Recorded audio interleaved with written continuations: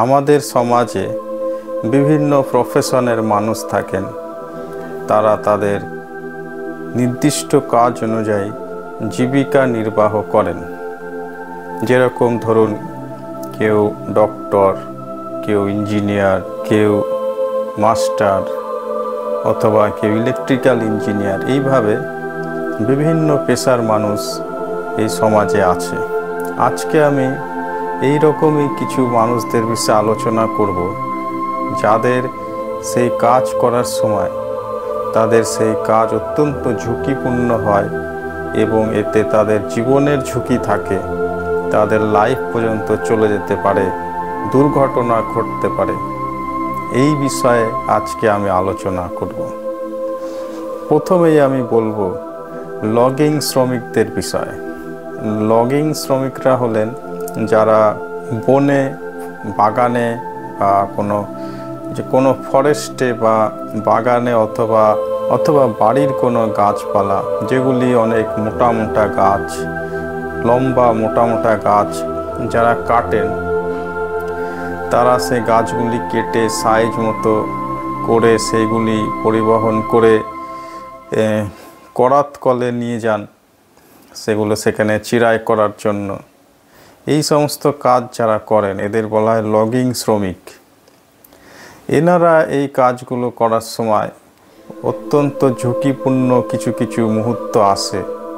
যেমন অনেক বড় বড় একটি গাছের গুঁড়ি, সেটি কোনো অসাবধানতার কারণে মানুষের আঘাত লেগে যেতে পারে, শরীরে আঘাত লেগে যেতে পারে। অথবা বিভিন্ন অনেক বড় বড় গাছ আছে যেগুলো কাটতে যন্ত্রপাতি প্রয়োজন হয়। সেই যন্ত্রপাতি অনেক সময় অসাবধানতার কারণে মানুষ যন্ত্রপাতির মধ্যে আটকে যায়, অথবা অনেক বড় গাছের ডাল কাটার সময় দড়ি ছিঁড়ে গিয়ে সেগুলি মানুষের গায়ের উপরে পড়ে বিপদ ঘটে, মৃত্যু পর্যন্ত ঘটতে পারে। দ্বিতীয় প্রফেশনাল বিষয়টা আমি যেটি বলবো সেটি হলো বিমানের পাইলট এবং ফ্লাইট ইঞ্জিনিয়ার্স। যারা বিমান চালক, যারা পাইলট, আমরা তো প্রত্যেকেই এক দেশ থেকে অন্য দেশে যাই, খুব আরামদায়ক জার্নি। বিমানের মধ্যে আমরা বসে থাকি, কিন্তু বিমানের পাইলট এবং ইঞ্জিনিয়ার্স তারা অত্যন্ত মেধাবী সম্পন্ন হন। তারা জীবনের ঝুঁকি নিয়ে তারা সেই বিমানটাকে চালান। যাত্রীদেরও জীবনের ঝুঁকি থাকে, তবে বেশিরভাগ ক্ষেত্রে এখানে পাইলটের ভূমিকা অনেক বেশি। তাদের অনেক উচ্চতায়, অলমোস্ট 31,000 to 42,000 হাই অল্টিটিউডে প্লেনটাকে উড়াতে হয়। এবং অনেক সময় লং জার্নি করতে হয়, যেমন 12 থেকে 15 ঘন্টা পর্যন্ত একজন পাইলটকে তাকে প্লেনটা চালাতে হয়। অথবা অটো পাইলট সিস্টেম করলেও অ্যাসিস্ট্যান্ট পাইলট মিলে প্লেনটিকে কন্ট্রোল করেন 12 থেকে 15 ঘন্টা লং ডিস্ট্যান্সে। কোনো সময় সন্ত্রাসবাদীরা সেই ফ্লাইটকে হাইজ্যাক করেন এবং তারা সেই ফ্লাইটকে নিয়ে হাইজ্যাক করে যাত্রী প্লাস পাইলট তারা অন্য দেশে নিয়ে যান। সন্ত্রাসবাদীদের সুবিধা মতো তাদের জায়গায় তারা নিয়ে যান। পৃথিবীর ইতিহাসে আমরা দেখেছি এইগুলো কিছু কিছু ঝুঁকিপূর্ণ বিষয়, যেগুলি বিপজ্জনক একজন পাইলটের ক্ষেত্রে। এছাড়া অনেক বিষয় আছে যেগুলি অনেক সময় বিমানের মধ্যে কেমিক্যাল এবং গ্যাস, সেগুলি বহন করার সময় বিস্ফোরিত হয়ে যায় এবং বিমান দুর্ঘটনা ঘটে। এবং যান্ত্রিক গোলযোগও একটি কারণ থাকে, যেখানে যে কোনো মুহূর্তে কোনো একটি বিপদ ঘটতে পারে। এরপরে আমি বলবো যারা ছাদ নির্মাণ করেন, যারা বাড়ির ছাদ বানান, 6 তলা, 7 তলা, 10 তলা এবং তারও বেশি 15 তলা বিল্ডিং, হাই বিল্ডিংয়ের উপরে যারা কাজ করেন, বাড়ির ছাদ ঢালাই করেন, সেই সমস্ত কাজগুলি খুবই ঝুঁকিপূর্ণ। তারা উপর থেকে অনেক সময় হাই উচ্চতা থেকে অনেকে নিচে পড়ে গিয়ে প্রচণ্ড গুরুতর আঘাত পান এবং অনেক সময় শ্রমিকদের মৃত্যুও ঘটে। তাছাড়া হাই ভোল্টেজ লাইন আশেপাশে থাকে, ছাদ ঢালাই করার সময় অতি উচ্চতা আশেপাশে হাই ভোল্টেজের লাইনও থাকতে পারে এবং বিভিন্ন মেশিন এবং ইকুইপমেন্টস নিয়ে তাদের কাজ করতে হয়। অনেক সময় আপনি অনেক উচ্চতায় ছাদ থেকে নিচে যখন তাকাবেন দেখবেন যে নিচের মানুষগুলো খুবই ছোট ছোট, আর এটি অনেক উচ্চতায়, সেখানে হাওয়া বাতাসেরও একটা ব্যাপার থাকে, সেখানে খুব ঝুঁকি নিয়ে তাদের কাজ করতে হয় এবং শ্রমিকরা তাদের পরিবার, সন্তান সন্ততি তাদের পরিচালনা করার দায়িত্ব তো তাদের মাথার উপরে থাকেই। তারাও তাদের জীবনের ঝুঁকি নিয়ে বিভিন্ন ধরনের ঝুঁকিপূর্ণ কাজ তাদের করতে হয়। লোহা এবং ইস্পাত শ্রমিক যারা কারখানায় লোহা এবং ইস্পাত এই সমস্ত কারখানায় যারা কাজ করেন, অত্যন্ত হাই টেম্পারেচারের মধ্যে তাদের কাজ করতে হয়। হাতে সেফটি গ্লাভস এবং বিভিন্ন ধরনের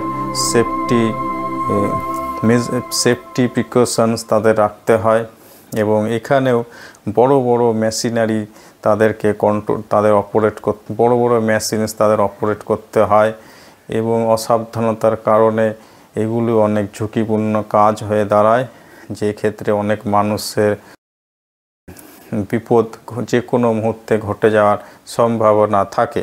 এরপর হচ্ছে ট্রাক ড্রাইভার যারা গাড়ি চালান, ট্রাক ড্রাইভার যারা মালপত্র পরিবহন করেন একটা রাজ্য থেকে অন্য রাজ্যে, ওয়ান স্টেট টু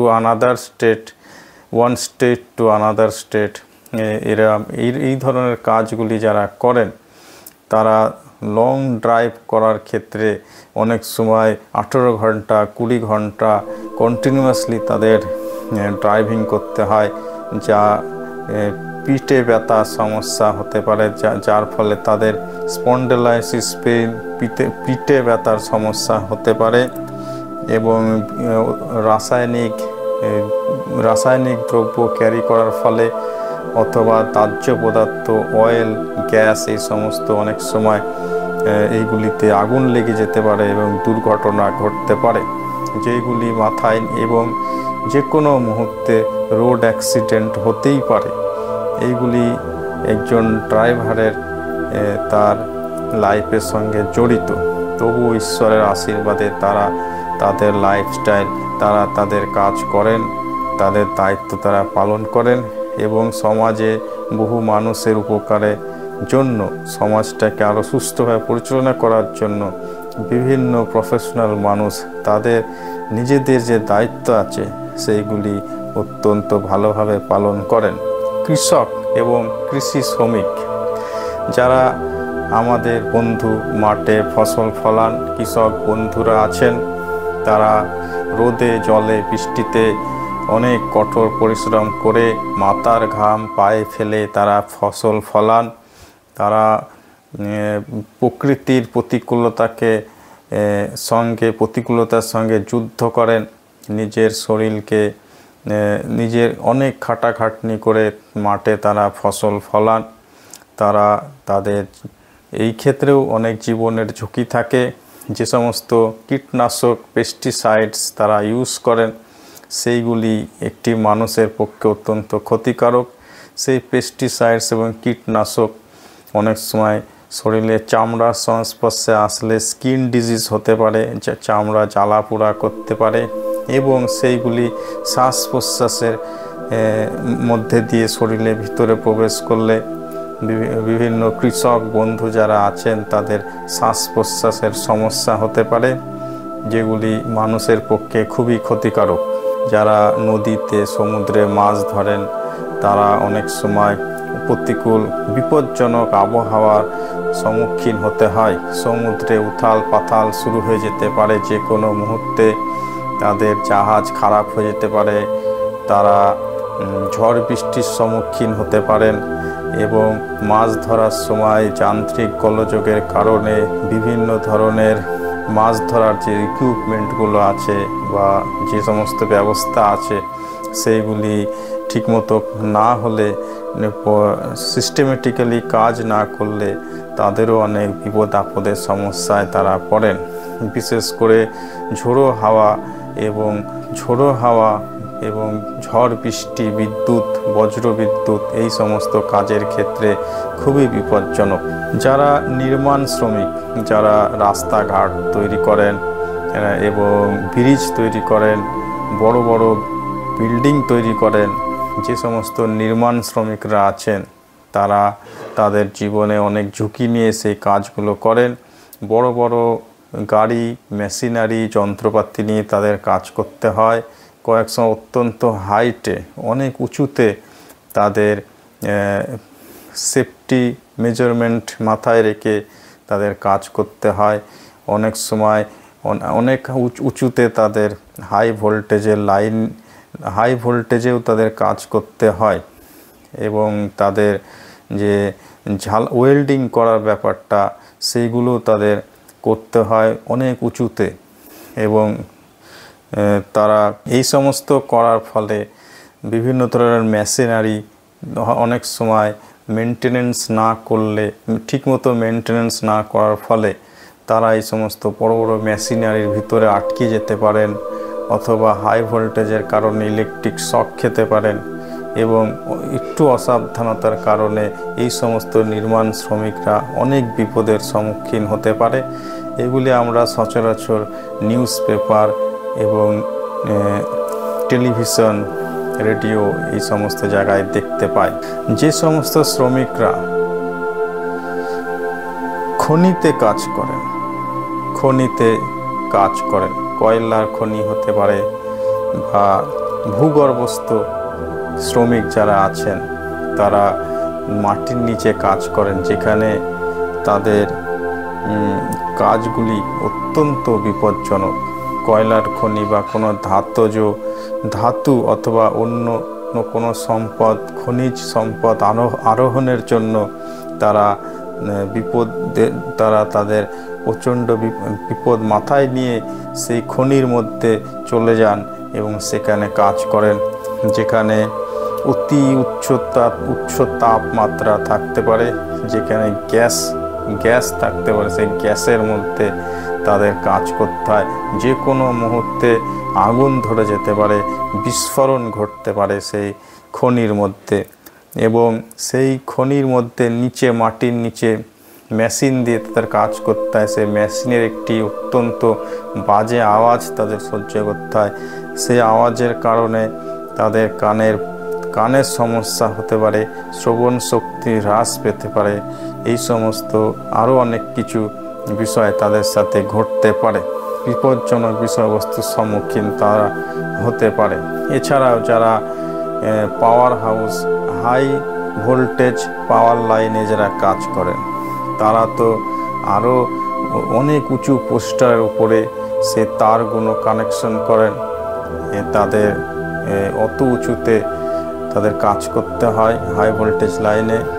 অনেক সময় অসাবধানতার কারণে অনেক কর্মচারীর মৃত্যু ঘটে, উপর থেকে নিচে তারা পড়ে যান এবং অনেক বিপদের সম্মুখীন তারা হন।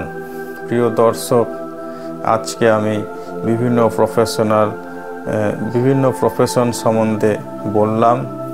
এইগুলিতে যেরকম সমাজের উপকার করেন, তাদের জীবিকা নির্বাহ করেন মানুষেরা, ঠিক সেই রকমই রিস্ক থেকে যায়।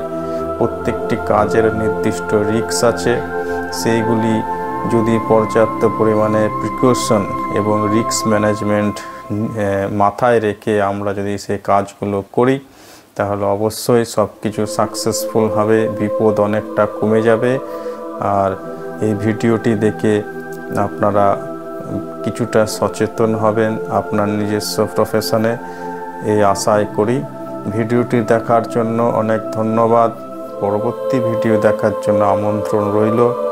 ভিডিওটি যদি ভালো লেগে থাকে তাহলে অবশ্যই লাইক এবং সাবস্ক্রাইব করবেন।